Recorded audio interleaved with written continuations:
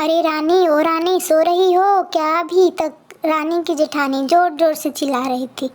घर के आंगन में खड़े होकर रानी यानी तभी मैं भागती हुई अपने कमरे से निकली और बोली, दीदी आ गई मैं। जेठानी बोली, रानी तुम्हारा नाम रानी है, तुम रानी नहीं हो। मैंने तुम्हें रात में ही समझाया था कि सुबह को जल्दी उठ जाना, तुम्हारी मुंह दिखाई की रस्म है।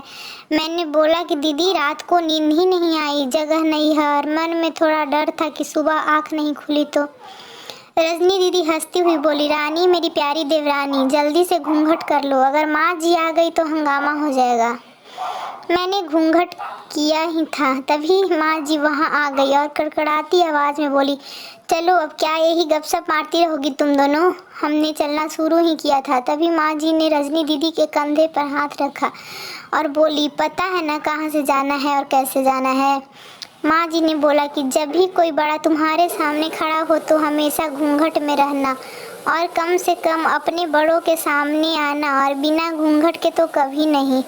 रजनी दीदी कुछ बोली ही नहीं, बस अपना सर हिलाकर हाँ बोल दिया। मैंने भी बस अपना सर हाँ में हिलाया।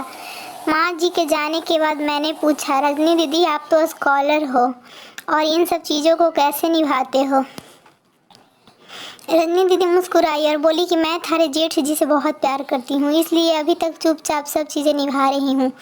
मैं कुछ नहीं बोली और चुपचाप रजनी दीदी के साथ घर के बाहर वाले कमरे में जाकर बैठ गई। वहाँ पर एक पड़ोस की आंटी जी बैठी थी। वो बोली कि यह कैसी बहू आई है, ससुर जी के सामने खड़े हैं और ये यहाँ बैठी है। मुझे कुछ समझ ही नहीं आया। मतलब रजनी दीदी बोली कि आंटी जी अभी नई बहू है, यहाँ के रीति रिवाज सीखने में थोड़ा समय लगेगा। रजनी दीदी मुझे वहाँ से उठाकर मेरे कमरे में छोड़ दी। 6 महीने यूं ही छोटी छोटी चीज़ों में बीत गए। फिर एक दिन मैं राहुल के साथ साड़ी लेने गई। राहुल का फ़ोन आया और वो दुकान से बाहर बात करने चला गया। साड़ी की दुकान पर बेधड़क होकर साड़ियाँ देख रही थी।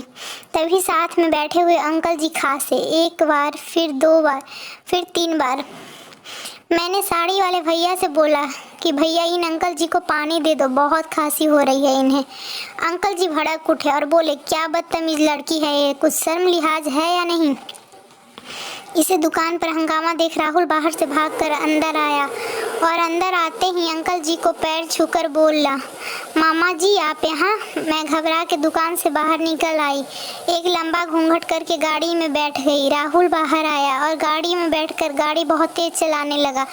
मैंने धीमी आवाज़ में बोला, गाड़ी बहुत तेज चला रहे हो, कहीं एक्सीडेंट ना हो जाए। हम घर पहुँचे ही थे तभी माँ जी जोर जोर से चिल्लाते हुए बाहर आई, देखो आ गई ये रानी साहिबा, खानदान की इज्जत मिट्टी में मिलाकर। तभी रजनी दीदी आई और बोली, माँ जी मेरे शादी के 6 साल हो गए हैं, अभी तक मामा जी को नहीं जानती, ये कैसे जानेगी? माँ जी जोर से चिल्लाई, देखो कैसे चपट चपट जवान चल रही है इस रजनी की। कभी राहुल सब की बात काटते हुए बोले कि माँ ये दोनों सही बोल रही है, अगर ये हमेशा घूंघट करके रहती है तो मामा जी को कैसे पहचानेगी? और आज मामा जी के फ़ोन पर तुमने पूरे घर की शांति को भंग कर दिया है। ये वो ही समाज है जिसने सीता मैया पर भी उंगली उठाई थी। पिताजी और जेठ जी ने भी अपना पक्ष राहुल के साथ ही रखा। माँ जी थोड़ी देर सोचने के बाद वापस रजनी दीदी और मेरे पास आई और बोली कि तुम दोनों को अपनी मर्यादा पता है, मुझे उम्मीद है कि तुम कभी भी मेरा सिर शर्म से नीचे नहीं झुकने दोगी। हम एक ही